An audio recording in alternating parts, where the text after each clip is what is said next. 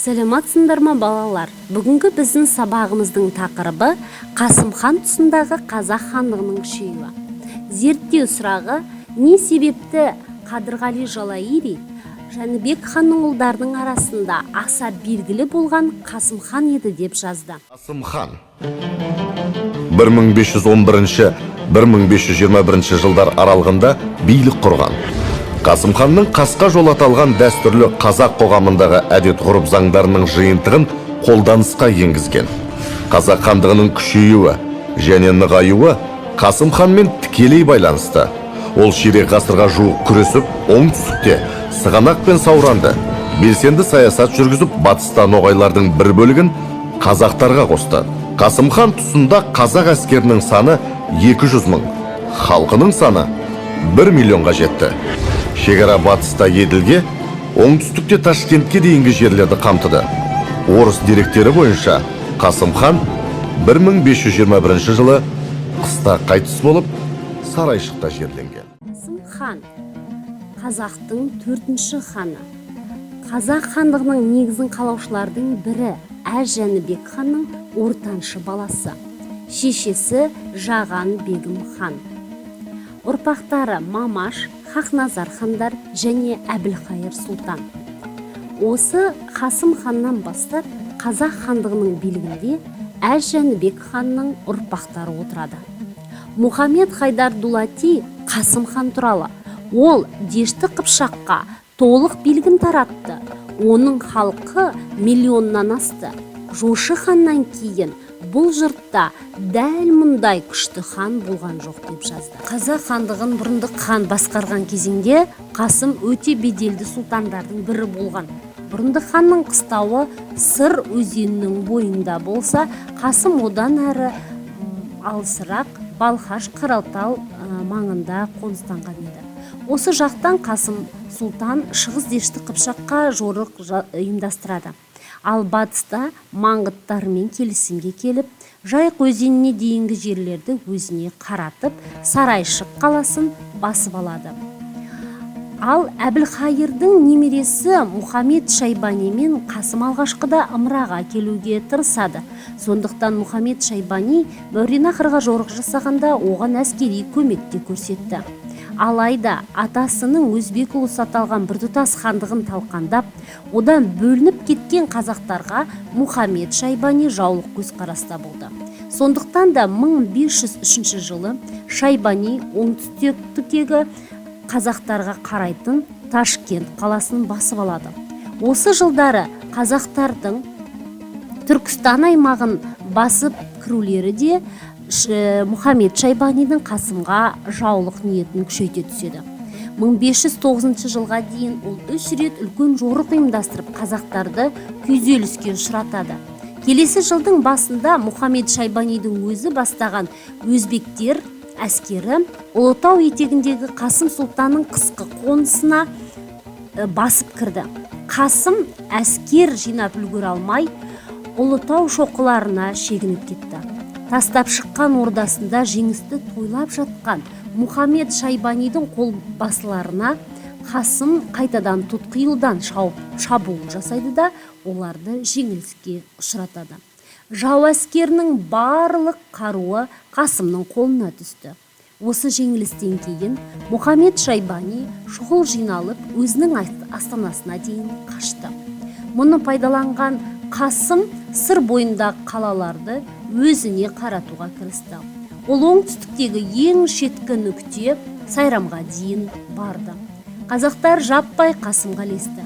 Беделден айырылған қазақтың ханы бұрындық тақты тастап, қызының қолына Самарқандқа кетуге мәжбүр болды.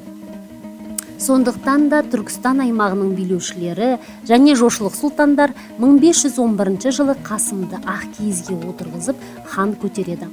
Қасым хан сайланған соң Ташкентті өзіне қаратып алуға әрекеттенді.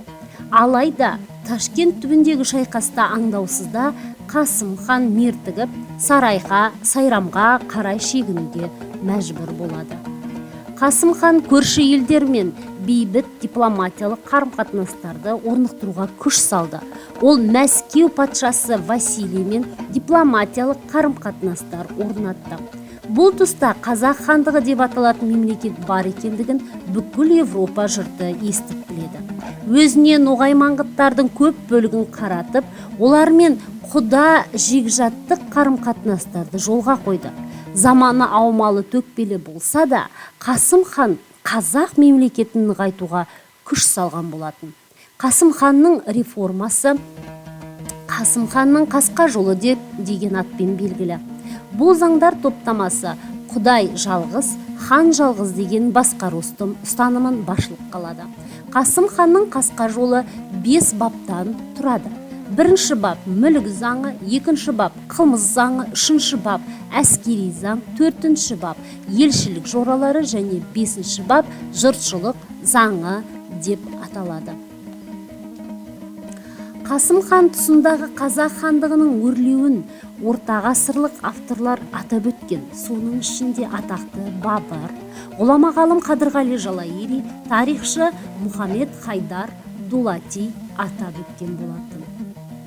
Қадырғали Жалайыри және Мұхаммед Хайдар Дулати. Міне, балалар, бүгінгі сабақ бойынша сендер бүгін білім алдыңдар.